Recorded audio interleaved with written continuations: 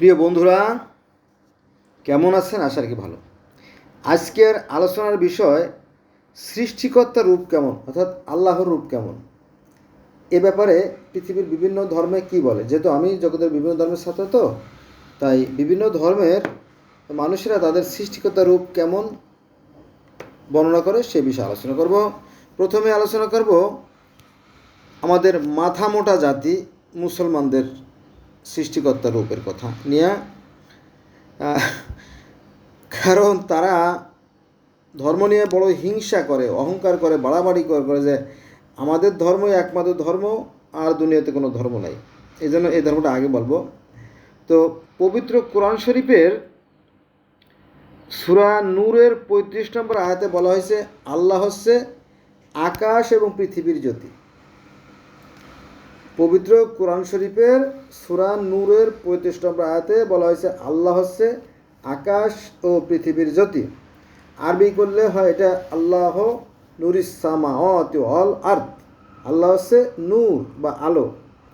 এটাকে এভাবে বলা যায় যে আল্লাহর নাম আছে কি জানেন? শামস। শামস আর শামস শামস শামস শামস মানে সূর্য। আর গেলাম না। আপনারা পবিত্র কোরআন শরীফের সূরা নূরের 25 নম্বর আয়াতে দেখেন, সেখানে কেমন বর্ণনা করা আছে। এরকম বর্ণনা করা আছে যে একটা কাচের পাত্রের ভিতরে একটা প্রদীপ, যা পবিত্র জৈতুন তেল দ্বারা প্রজ্বলিত। তো সেই আলোটা কাচের গায়ে লেগে সেটা মানে চারিদিকে প্রতিফলিত হচ্ছে আর কি, বিস্তৃত হচ্ছে যে আলো। এটা হচ্ছে আল্লাহর রূপের বর্ণনা। আবার কোরআন শরীফে আছে হজরত মূসা আলাইহিস সালাম যখন মাদিয়ান থেকে, অর্থাৎ গোসান, আমরা মুসলমানরা বলি মাদিয়ান থেকে যখন কেনানের উদ্দেশ্যে রওনা হলো, আর ইহুদিরা খ্রিস্টানরা বলে যে গোসান থেকে যখন কেনানের উদ্দেশ্যে রওনা হলো। আবার সনাতন ধর্মে আছে কৃষ্ণ সে মথুরা থেকে গোকুলে, গোসান গোকুল, কেনান। তো এটা একটা জটিল আলোচনা, আপনারা তো বুঝবেন না অনেকে। যখন মূসা আলাইহিস সালাম যখন সেই নবী শোয়েবকে ইহুদি খ্রিস্টান বলে, আবার জেত্র, পুরোহিত জেত্র বলে, ঝামেলা আছে। তো উনি যখন সেই অর্থাৎ নবী মূসা আলাইহিস সালাম যখন রওনা দিল কেনানের উদ্দেশ্যে, তখন পথিমধ্যেও দেখলো যে আগুন দেখা যাচ্ছে। উনি মেষ চড়াচ্ছিল, তো আলো দেখলো যে এমন এক আলো, যে আলো গাছ পুড়ে যাচ্ছে না, মানে সূর্য আর কি, সূর্য। তো আগুন দেখছি, আগুন শব্দটা কোরআনে আছে। আমি আগুন দেখেছি। তো আগুনের দেখে যখন তিনি হেঁটে গেলেন, তখন আগুনের মধ্যে থেকে একটা শব্দ আসলো, এই মূসা সাবধান। কে কে কে কে কে কে তখন বলো যে আমি তোমার সৃষ্টিকর্তা, আমি তোমার প্রভু, আমি তোমার রব, আমি তোমার এলা, আমি তোমার বাল দেবতা, আমি তোমার আল্লাহ, আমি তোমার গোবিন্দ, আমি তোমার নারায়ণ, আমি তোমার প্রজাপতি, আমি তোমার ঈশ্বর, আমি তোমার গড, আমি তোমার লর্ড, আমি তোমার স্বামী, আমি জগতের পিতা, আমি সব কিছু, আমার থেকে সব সৃষ্টি। ওরে বাপ রে! বলো যে তোমার পায়ের জুতা খুলে ফেলো। কোরআনে আছে, দেখবেন কোরআনে আছে এই কথা। তুমি তোমার পায়ের জুতা খুলে ফেলো, এটা পবিত্র জায়গা। তখন মূসা আলাইহিস সালাম তার পায়ের জুতা খুলে ফেললো। তারপরে বলো যে আমি তোমার জন্য একটা উপহার এনেছি। কি উপহার? বলো তোমারে আমি দুটো ফলক দিব, পবিত্র তুরা কিতাব আর কি, তোরা বা তাওরাত যাই বলেন, যে আমি তোমাকে একটা কিতাব উপহার দিলাম। এই কিতাবে যা লেখা আছে সেই নির্দেশ অনুযায়ী তুমি চলবে। যথাজ্ঞা যথাজ্ঞা যথাজ্ঞা, যথাস্তু তথাস্তু যথাস্তু, এরকম বলে আর কি। তো ঠিক আছে। এবং এই যে তোরা কিতাব দিলাম, এটা যারা অনুসরণ করবে তাদের কোনো ভয় নাই, আর তারা কোনো দুঃখিত হবে না। খেয়াল আছে? ওই যাকে বলা হয় 10 কমেন্ডমেন্টস বা 10 আজ্ঞা, সেটা তারা দিল। পরে সেটাকে তারা আস্তে আস্তে সাজাই গুছে সুন্দর করে তোরা কিতাব তৈরি করছে। তাহলে আমরা দেখলাম যে কোরআন শরীফও আল্লাহ হচ্ছে জ্যোতি, আকাশ ও পৃথিবীর জ্যোতি বাংলায়, আর আরবি করলে সেটা হচ্ছে কি শামাস, শামস শামস। আর আজ থেকে ৬,০০০ বছর আগে এই যে কেনানে যে সমস্ত জাতিগোষ্ঠী বাস করত, তারা হলো জেবুসাইড জাতি, মানে তাদের ধর্মের নাম আছে জেবুসাইড বা জেবুসাইড জাতি। আর তাদের সৃষ্টিকর্তা তারা বলতো কি জানেন, সালেম। আমরা বলি শামস আর তারা বলতো সালেম, কাছাকাছি একই। সেই শামস ও জ্যোতিময় আজ থেকে ৬,০০০ বছর আগে এই বর্তমানে যে ইসরায়েল বা ফিলিস্তিন, প্যালেস্টাইন, তখন ছিল কেনান। কেনানেরও আগে ৬,০০০ বছর আগে, কেনান হলো আপনার ৩,২০০ বছর আগের কথা। আর তারও আগে ৬,০০০ বছর আগে ছিল কি, জেবুসাইড গোত্র। তার মানে বহু আগে ছিল জেবুসাইড। জেবুসাইডের পর থেকে আসলো আপনার ইহুদি, ইহুদির পরে আছে আপনার খ্রিস্টান, খ্রিস্টানের পরে আছে ইসলাম। দেখছেন কত প্রজন্ম পরিবর্তন হয়ে গেছে, কিন্তু সৃষ্টিকর্তার যে রূপ তা পরিবর্তন হয় নাই। তার মানে আমরা বলি সূর্য বা শাম, আর ওরা বলে সালেম। সালেম সালেম মানে সূর্য। মানে আজ থেকে ৬,০০০ বছর আগে এই ফিলিস্তিন ইসরায়েলে যে জাতিগোষ্ঠী বাস করত, তাদেরকে বলা হতো জেবুসাইড। আর তারা এই সূর্যেরই পূজা করত, তারা অস্তগামী সূর্যের আরাধনা করত। এই সূর্যের কারণে দিন হয়, সূর্যের কারণে রাত হয়, সূর্যের কারণে জোয়ার ভাটা হয়, সূর্যের কারণে সব গাছে ফুল ফল ধরে। তো তারা সেটাই করত, আর আমরাও সেটাই মানি, তবে ভিন্নভাবে মানি। আচ্ছা যাক, তাহলে আমরা 3টে ধর্ম পাইলাম। একটা হচ্ছে জেবুসাইড গোত্র, একটা হচ্ছে ইহুদি খ্রিস্টান, 2টা 3টে, আর ইসলাম, এটা 4টে ধর্ম চলে আসছে। কিন্তু জেবুসাইড একটা, মানে আজ থেকে ৬,০০০ বছর আগে জেবুসাইড গোত্র ছিল ওই কেনানে বা প্যালেস্টাইনে, ফিলিস্তিনে আর কি। তারপরে আসলো ইহুদিরা, তারপরে আসলো খ্রিস্টান, তারপরে মুসলমান, 4টে গোত্র হয়ে গেল। আচ্ছা এবার আসেন আমরা চলে যাব ওই যে আরও পিছনে, অর্থাৎ আরও ১৬,০০০ বছর পিছনে চলে যাব। ১৬,০০০ বা ২০,০০০ বা ৫০,০০০ বছর পিছনে চলে যাব। তখনও কিন্তু মানুষ ধর্ম পালন করত, সৃষ্টিকর্তা বিশ্বাস করত। বলেন কি? হ্যাঁ, এটা জানতে হলে আপনাকে পৃথিবীর একদম গোটা পৃথিবীর সর্বপ্রাচীনতম যে গ্রন্থ, মানে at first book in the world or earth, the name of Gilgamesh, সেই গ্রন্থের নাম হচ্ছে গিলগামেশ। তো সেই গিলগামেশও সেই ঈশ্বরের একটা রূপের কথা বলা আছে, শামাস। ওদিকে কেনানরা বলতো কি সালেম, আর এই ব্যাবিলনে বলতো কি শামাস, আর আমরা মুসলমান বলি কি শামস আর শামস। একই কথা, একই জিনিস, একই কাহিনী।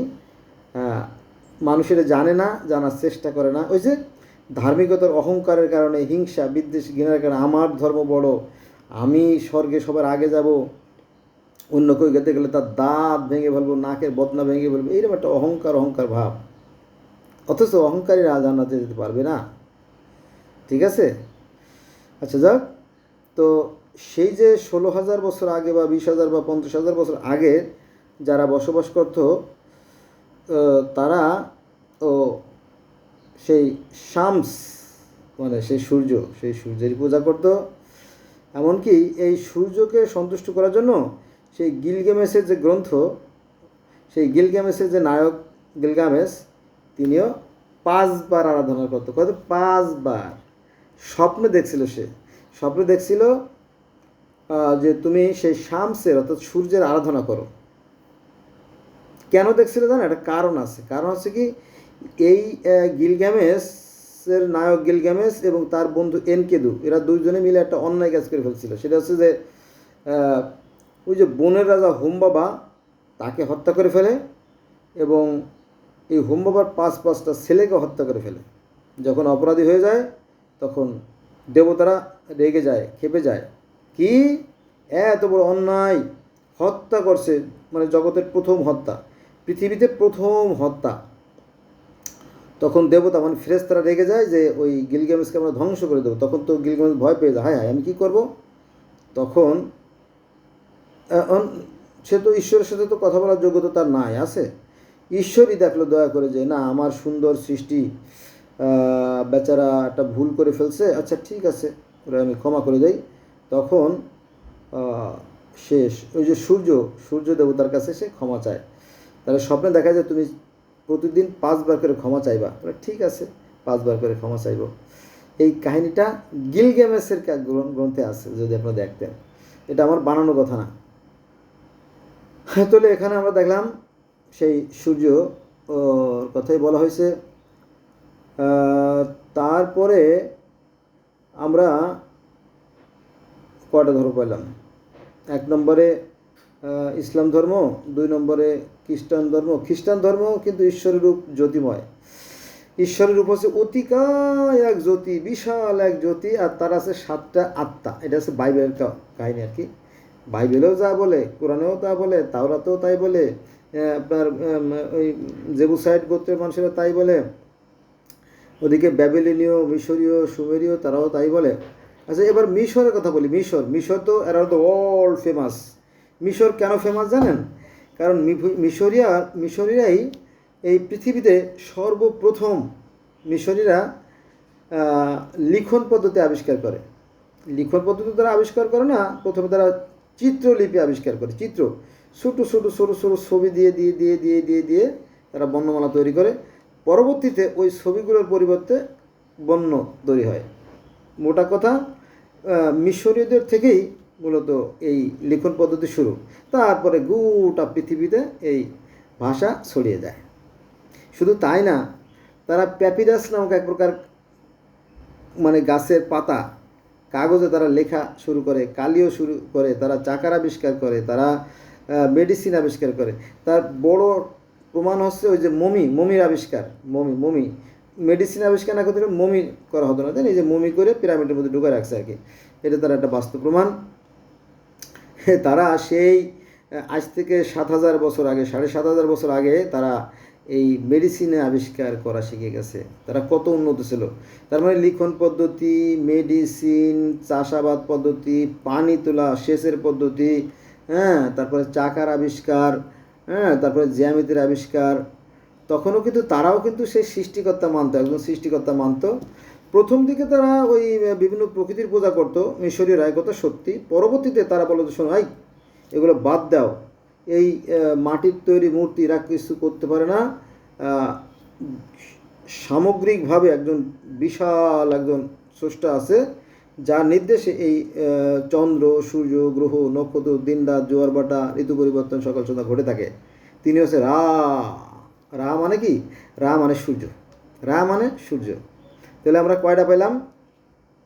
মিশরে রা মানেও সূর্য, ব্যাবিলনের আনু মানেও সূর্য, গিলগামেশের শামাস মানেও সূর্য। তারপরে আজ থেকে 6,000 বছর আগের সেই যে জেবুসাইড গোত্র ছিল, মানে ফিলিস্তিনের আগে, ফিলিস্তিনের বয়স এসে, আরে ইহুদিদের বয়স তো 3,500 বছর, তো 6,000 বছর আগে যে সালেম ছিল বা জেবুসাইড ছিল, তারাও সূর্য পূজা করত। তারপরে ওই যে ইহুদিদের, খ্রিস্টানদের, মুসলমানদের যে নবী মুসা যে সূর্য বা আগুন দেখলো, সেই আগুন একই কথা। আমাদের ইসলাম ধর্ম সেই শামস মানে সূর্য, একই কথা। ক্লিয়ার? আরও লাগবে? একটা ভিডিওতে তো আসলে এত আলোচনা করা যায় না। এবার আসেন গ্রিক ধর্ম এবং রোমান ধর্ম। গ্রিক ধর্ম ও রোমান ধর্ম সেই সূর্যকে বলে কাওয়াস। আপনারা করবেন, আমার কথাকে যাচাই করবেন। কারণ নবী মোহাম্মদ সাল্লাল্লাহু আলাইহি ওয়াসাল্লাম বলছেন কি, যে তোমরা যদি কোনো কথা শোনো, মানে নবী মোহাম্মদ সাল্লাল্লাহু আলাইহি ওয়াসাল্লাম বলছে যে তোমরা যদি কোনো কথা শোনো, তাহলে সেই কথা যাচাই বাছাই না করে যদি হুট করে বিশ্বাস করে ফেলো, সেটা হবে মিথ্যার নামান্তর। যাচাই করবে। এই জন্য গ্রিক ধর্মে এবং রোমান ধর্মে যে নক্ষত্রের কথা বলা হয়েছে, সূর্যের কথা বলা হয়েছে, তার রূপও একই, সূর্য। আপনারা গ্রিক ধর্মে যাবেন এবং কাওয়াসের দেখবেন, কাওয়াস হচ্ছে মূলত একটা সূর্য। সূর্যের আবার হাত পা আছে। হাত পা বলতে এটা রূপক অর্থে, রূপক অর্থে আসলে না, সূর্য থেকে যে শক্তি নির্গত হয় এই শক্তি কাজ করে। এই শক্তির কারণে দিন হয়, শক্তির কারণে রাত হয়, শক্তির কারণে ঝড় বাটা হয়, শক্তির কারণে ঋতু পরিবর্তন ঘটে, শক্তির কারণে হ্যাঁ গাছে ফুল ফল ধরে। এগুলো সাধারণ মানুষে বুঝতে পারে না, তবে বিজ্ঞানীরা বুঝতে পারে। বিজ্ঞানীরা মানে কি, বিশেষ জ্ঞানের অধিকারী আর কি। আর এই জ্ঞানটা অর্জন করতে হবে, কষ্ট করে অর্জন করতে হবে। আচ্ছা, এবার আসেন আমরা গ্রিকে যাব, সরি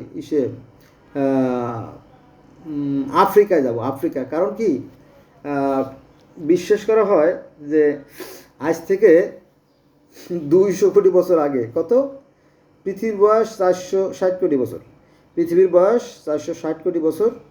আর 2 কোটি বছর কিন্তু বেশি না, অল্প সময়। 460 কোটির জায়গা 2 কোটি বেশি না, 2 কোটি বছর আগে এই আফ্রিকা অর্থাৎ সাহারা মরুভূমির এখানে ছিল, আপনার পানি ছিল, গাছের অরণ্য ছিল, হ্যাঁ, আর সেখানে জীবের ছড়াছড়ি ছিল, ফুরন্ত সম্পদে ভরা ছিল। তখনও কিন্তু এখানে মানুষ বাস করত। পৃথিবীর প্রথম মানুষ আফ্রিকায় বাস করত। পরে কালের বিবর্তনের ফলে, সময়ের পরিবর্তনের সাথে সাথে এই জায়গাটা আপনার মরুভূমিতে পরিণত হয়ে গেছে এখন, জানো তো, তাই না? তাও কি 22 লাখ কিলোমিটার জায়গা, 22 লক্ষ কিলোমিটার জায়গা জুড়ে এই সাহারা মরুভূমি। এবং প্রতি বছর এই মরুভূমির যে আয়তন দিনে দিনে বেড়ে যাচ্ছে। এই জন্য এই বিষয়টা নিয়ে বিজ্ঞানীরা খুব আতঙ্কগ্রস্ত যে হায় হায়, এভাবে যদি বাড়তে থাকে তাহলে তো পৃথিবীটাই একসময় মরুভূমি হয়ে যাবে, তাই না? ঘটনাও সত্যি, একসময় মরু হয়ে যাবে, হয়তো আমরা সেদিন থাকবো না। তো তারাও সেই সূর্য,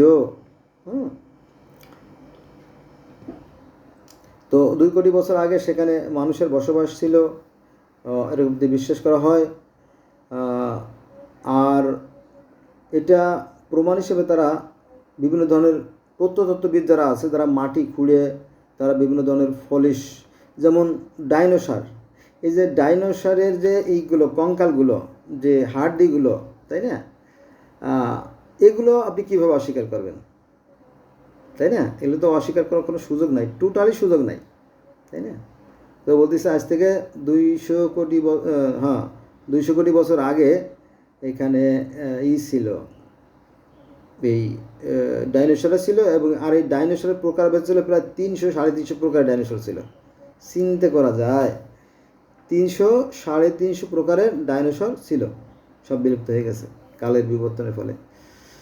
যাই হোক, তো এই আফ্রিকারাও সৃষ্টিকর্তায় বিশ্বাস করত, এবং তারা বলে যে সৃষ্টিকর্তা আছে জ্যোতিময়, same to same, there is no difference between Islam, Judaism অর্থাৎ ইহুদি, খ্রিস্টানিটি, অ্যান্ড জেবুসাইট, ব্যাবিলন, মিশর, Greek, Roman and Africa, all are equal.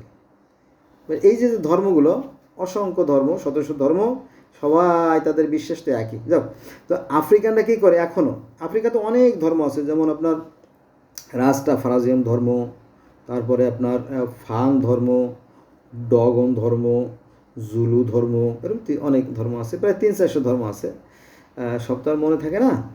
যাক, তো তারা বলে ওই যে নক্ষত্র, ওইটাকে কি বলে, জল জল করে জলে, সাইরাস তারাকে তারা তাদের সৃষ্টিকর্তা মানে, যে বহুকাল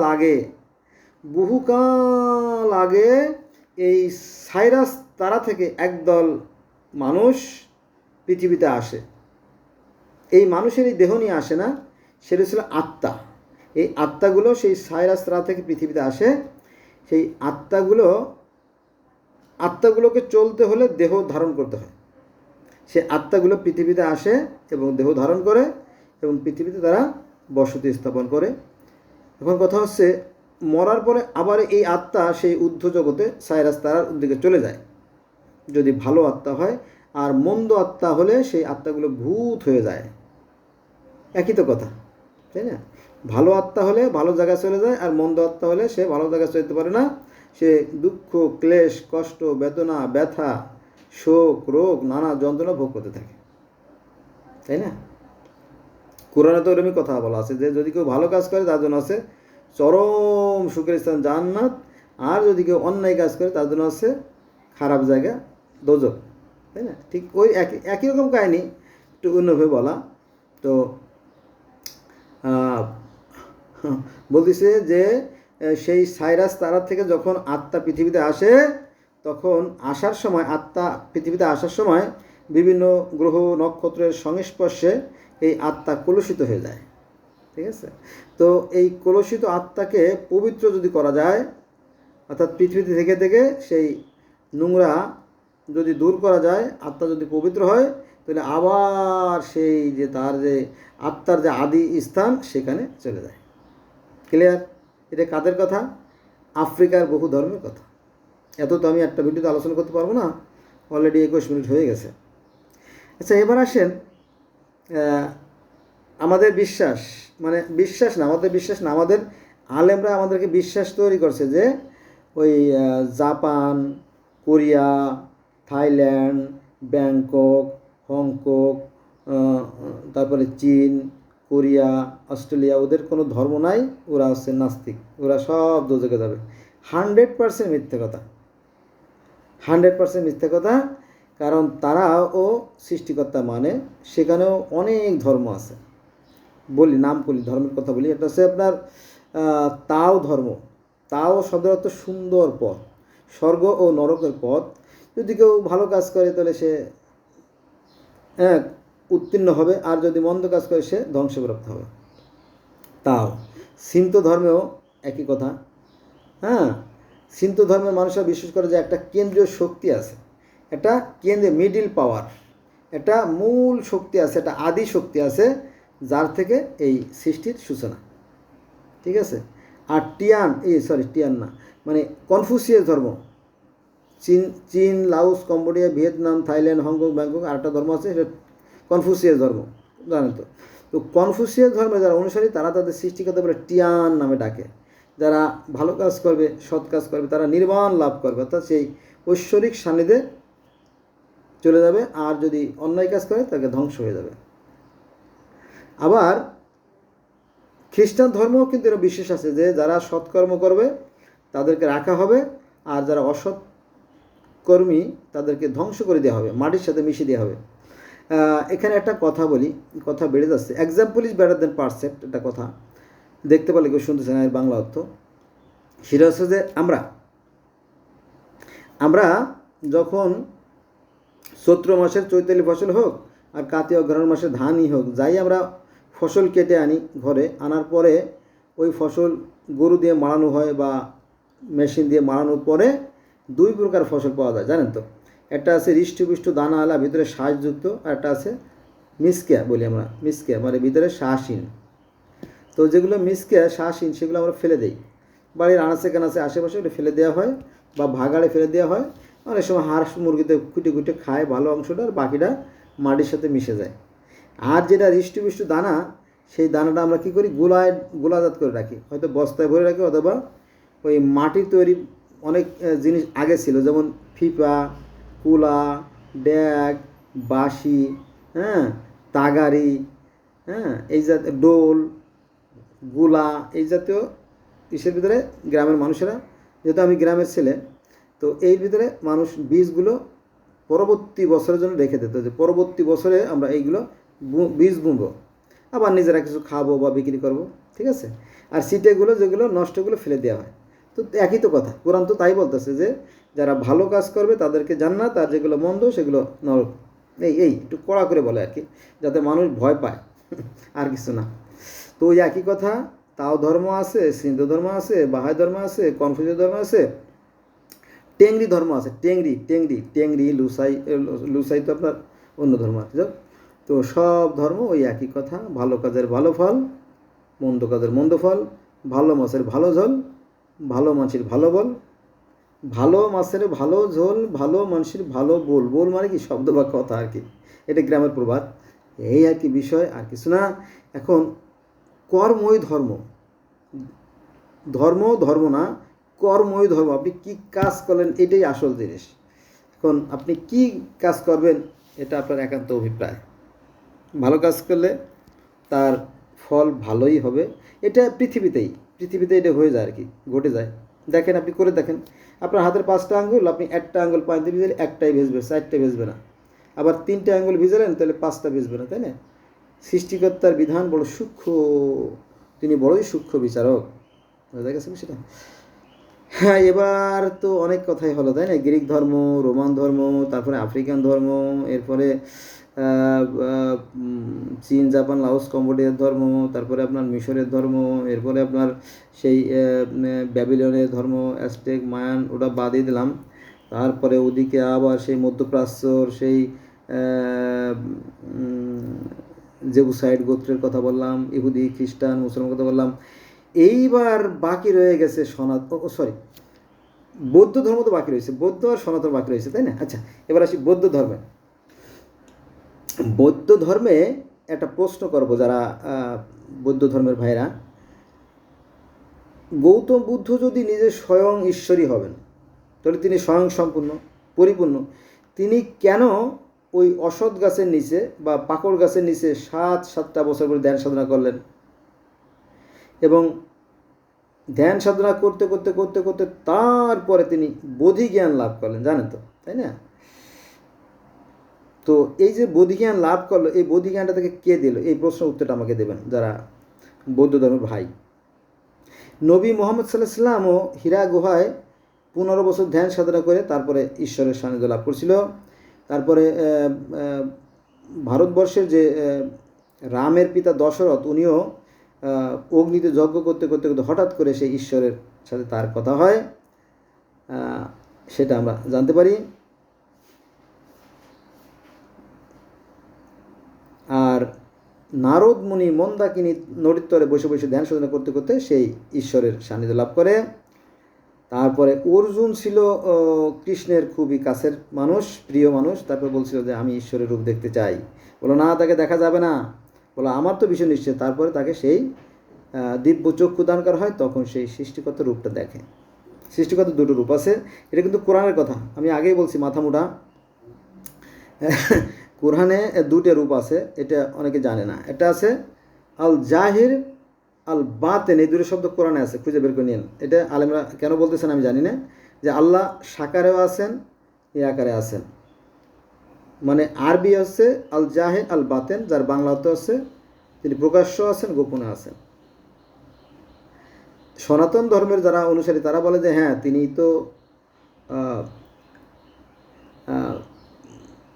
মানে পরমাত্মা, তিনি তো নিরাকার অবস্থায় আছেন, তবে তার থেকে এই সাকারের রূপ।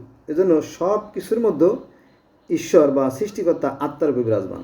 কথাটা অমূলক নয়, কারণ আমাদেরও নিঃশ্বাস প্রশ্বাস আছে, নিঃশ্বাস চলে গেলে আমরা মৃত হয়ে যাই।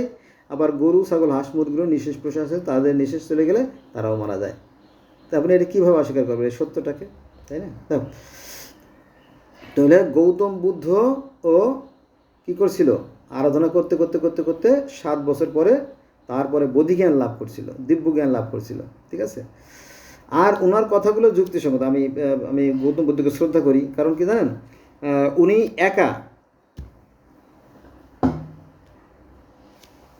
একা যদি একটা কথা বলে আর হাজার হাজার লোক যদি অন্য কথা বলে, সেটা কেউ বিশ্বাস করবে? করবে না। এজন্য যেহেতু সৃষ্টিকর্তাকে দেখা যায় না, এজন্য উনি এ ব্যাপারে কোনো কথা বলে নাই। গুড, ঠিকই বলছে। যেমন কোরআন শরীফে বলা হয়েছে সূরা আনামের 103 নম্বর আয়াতে যে সৃষ্টিকর্তাকে চর্মচক্ষু দ্বারা দেখা সম্ভব না, অর্থাৎ মানুষ তাকে দেখতে পারবে না। আবার সূরার 51 নম্বর আয়াতে বলা হয়েছে যে মানুষের এমন কোনো সাধ্য নাই যে সৃষ্টিকর্তাকে দেখে, তাই না? আবার মিরাজে গিয়ে আল্লাহকে কি আল্লাহ নবী দেখছেন? না,